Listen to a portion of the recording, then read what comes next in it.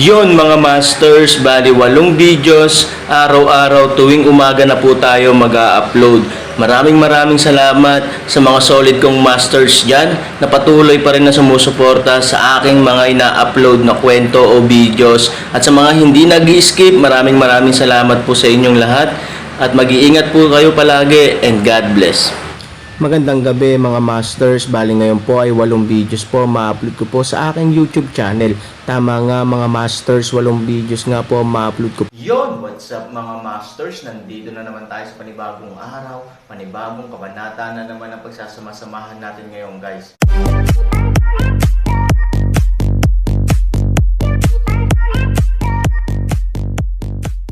Bali mga masters, kung bago ka pa lang po sa aking YouTube channel, please click the subscribe button, lalong-lalo na po yung notification bell guys, para maging connected pa rin tayo sa isa't isa at maging updated kayo sa mga susunod ko pang video.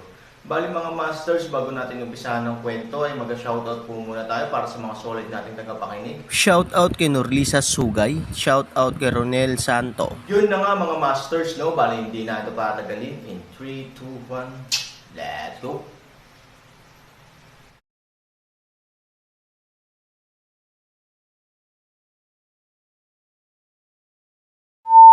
Natarante man ang pamilya Fuya, hindi na sila gaanong nagtanong, dahil ngayon ay tinatamasa nila ang parehong kagandahang loob ng Aaron sa malaking pamilya, na nagdulot ng malas sa kanilang mga puso.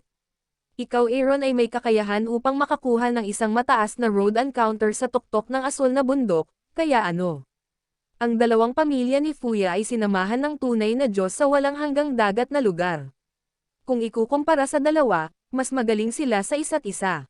Pagkatapos ng lahat, kahit na ang komprehensibong lakas ng tuktok ng asol na bundok ay ang pinakamalakas, hindi ito sa nakaraan. Ang bahagi ng dagat ng Yongsheng ay may kaalyado ng Yaoshen Pavilion, kaya natural na ang balanse ay nakatagilid sa gilid na ito. Sa ilang mga lawak, ang lugar ng dagat ng Yongsheng ay mas mahusay kaysa sa tuktok ng asol na bundok.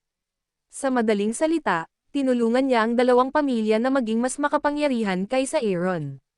Kaya naman, kampante na ang pamilya Fuya. Kung ano ang sinabi ni Aoshi, wala silang masyadong pakialam. Pagpasok ko sa tent, nakita kong nakapila na ang mga upuan, at ang sarap ng pagkain sa mesa. Si Fu Tian ay inimbitahan sa trono ni Aoshi. Ang kanyang posisyon ay kabaligtaran ng posisyon ni Wang Huan. Ang dalawang kapatid na lalaki ng pamilya Ao ay nakakuha ng pangalawang lugar. Halika, tulungan mo ang pinuno ng angkan na pumunta sa tent ng pamilya Ao natin ngayon, na talagang nagpapakinang sa ating pamilya Ao. Samahan mo akong lahat at itaas ang iyong salamin para salubungin ang mga natatanging panauhin ng pamilya Ao natin. Sa sandaling bumagsak ang mga salita, itinaas ni Aoshi ang kanyang baso ng alak. Ang walang kamatayang si Area at Yaoshen Pavilion ay lahat ng ahas na magpabeya at sunod-sunod na itinaas ang kanilang mga baso ng alak. Kinuha din ni Fu Tian ang mga executive ni Fu Ye para itaas ang kanilang mga salamin, Mr. Ao, napakabait mo. Ang pagiging bisita mo ay ang tunay na pagpapala ng pamilya Fu Ye. Tapusin ang pagsasabi, tulungan ang isang tao tulad ng paggalang sa araw, itaas ang ulo upang uminom. Matapos humigop ng alak, inilapag ni Aoshi ang kanyang baso at nakangiting sinabi, maliit na bagay lang para sa pinuno ng Fu Clan ang maging VIP ng aking walang kamatayang si Area. Kahit na gusto ng pinuno ng Fu Clan na maging isang pamilyang kasama ko, bagay lang sa ulo ng angkan ng Fu na tumanggo. Nang marinig ito, ang mga tao ng Fu family at Ye family ay parehong nagulat at natuwa. Ang masayang kalikasan ay kaligayahan mula sa langit, nakakagulat, ito talaga ang sinabi ni Aoshi.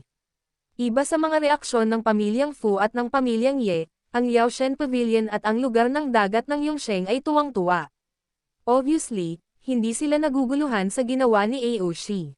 Lolo, ang walang kamatayang si Area ay maaaring magkaroon ngayon, ang aking walang kamatayang si Area ay alagad na may palitan ng dugo pabalik, paano siya makakatulong sa pamilya, paano siya at ako ay walang kamatayang si Area kaya?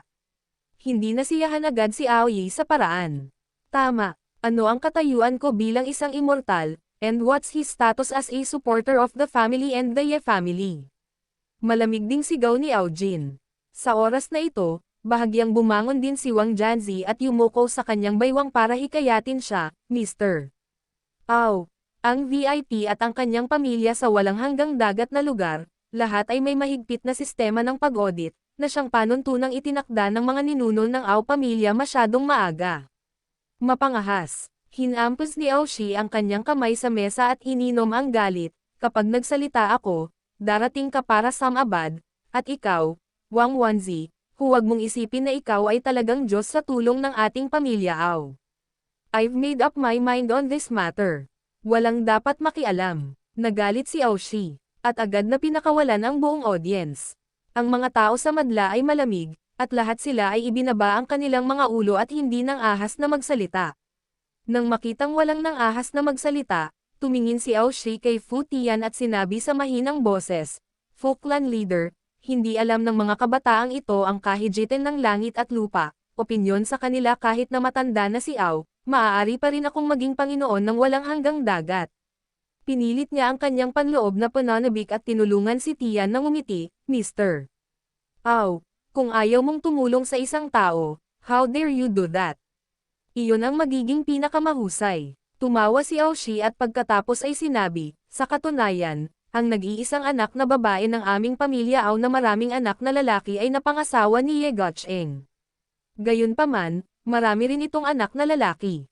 Kung gusto mong tumulong sa iyong pamilya, maaari kang pumili ng babae sa anumang oras, ang aming dalawang pamilya ay magiging isang pamilya.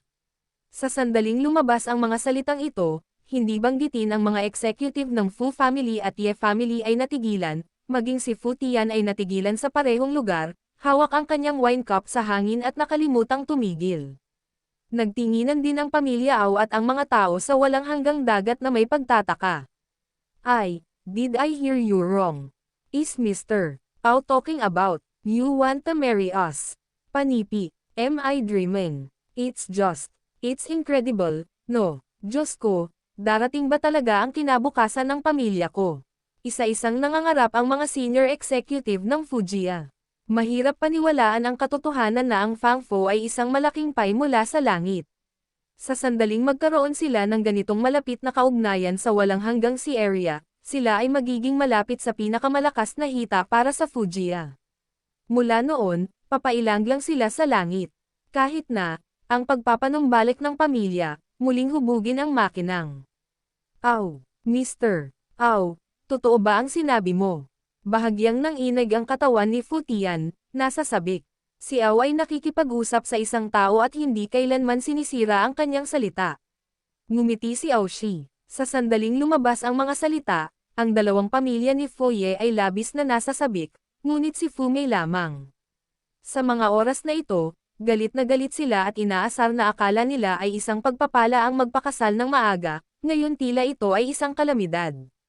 Pero may kondisyon ako, nakangiting sabi ni Aoshi.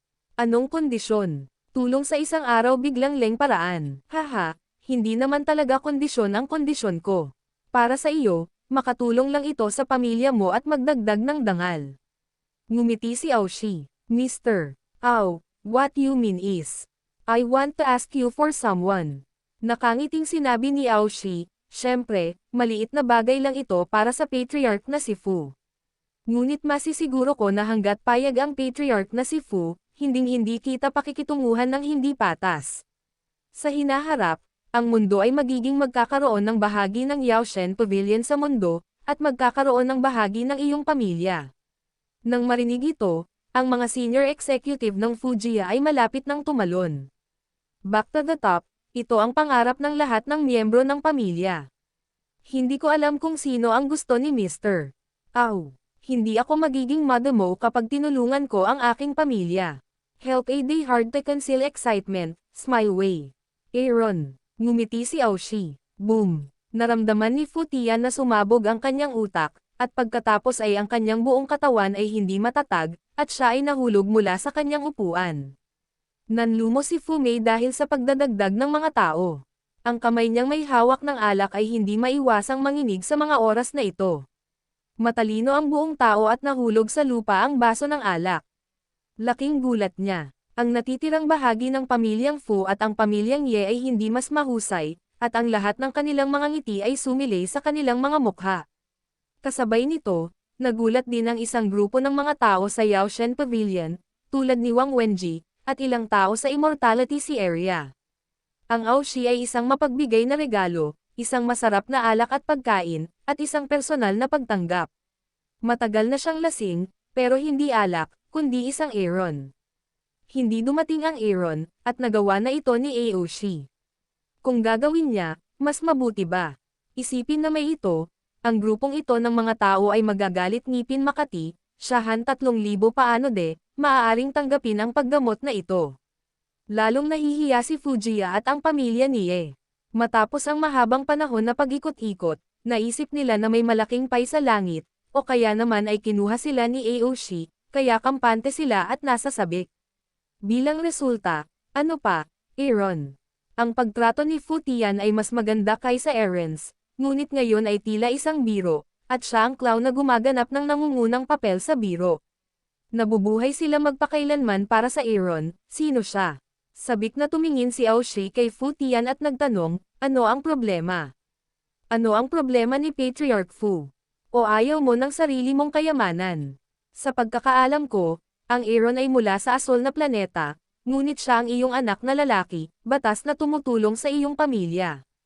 Ang isip ni Aoshi ay halos kapareho ng isip ni Lu Wuzhen, bagaman ang Aaron ay isang nakatagong panganib, kung magagamit niya ito para sa kanyang sarili, hindi siya mag-aalala tungkol sa pagharap sa tuktok ng asol na bundok. 10,000 hakbang pabalik, kahit hindi mo gamitin, hindi mo magagamit sa tuktok ng bughaw na bundok. Kung hindi, haharapin mo ang isa pang malaking kalaban para sa walang kamatayang lugar ng dagat. Ito, hindi alam ni Futian ang isasagot. Hindi tama ang maging prangka. Hindi tama ang maging prangka. Nang siya ay nasa isang dilema, ibinuka ni Fumei ang kanyang bibig at nakangiting sinabi, Mr. Aw, sa katunayan, marami akong talento sa pamilya ni Foye. Paano mo mapapahalagahan ang isang Aaron? Maaari mong pumili ng iba kung gusto mo. Panipi, oo, Mr. Aw halimbawa, maraming mga promising batang alagad, kasama ang ilang mga matalinong mga teenager. Marami kaming pamilya ni Ye. Hehe, pamilya tayong lahat. Basta gusto sila ni Mr. Aw, kahit anong oras ay pwede mo silang alisin. Ang nakatataas na pamamahala ng pamilyang Ye ay gumawa din ng tunog upang maghanap ng mga pagkakataon para sa mga miyembro ng kanilang pamilya. Sumimangot si Aoshi at malamig na tumawa, mukhang hindi ako nagbigay ng sapat na chips.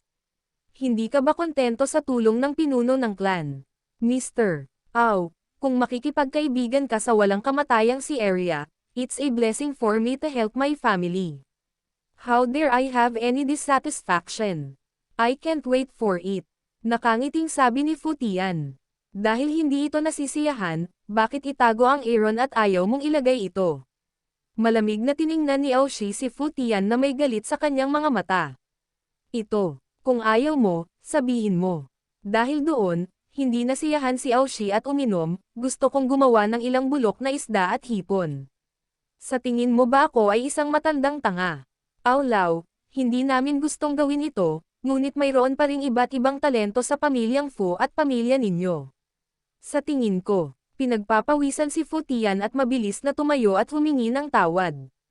Hindi naman sa ayaw kong magbayad ng Aaron, pero walang Aaron sa Fujiya. Sa pagsasalita tungkol dito, naghihirap din si Futian. Aaron, what special is Aaron, pero wala siyang Aaron. Hawak talaga nito ang isang matandang anak ng baka. Kung alam lang niya ngayon, he would have. Damn it, I brought it home. Ang nakakapanlumo, hindi man lang ako tumulo ng luha. Ah, tama na. Biglang sinampal ni Aoshi ang mesa, at galit na bumangon ang buong tao. Itinuro niya si Futian, pinagalitan niya, sa palagay mo ba ang aking walang kamatayang lugar sa dagat at ang Medicine God Pavilion ay mga kasangkapan? Ang libu-libong disipulo ko ay puno ng mga talento, na maihahambing sa inyo na tumutulong sa inyo at sa kanyang pamilya. Ang kailangan ay mga dragon at phoenix sa mga tao, hindi iyong mabahong alimango, tulungan ang langit. Gusto ko ng Aaron. Gusto mo bang ibigay ito o hindi? Yun na nga mga masters, no? Bali panibagong kabanata na naman yung natapos natin ngayong gabi. Muli, maraming salamat po.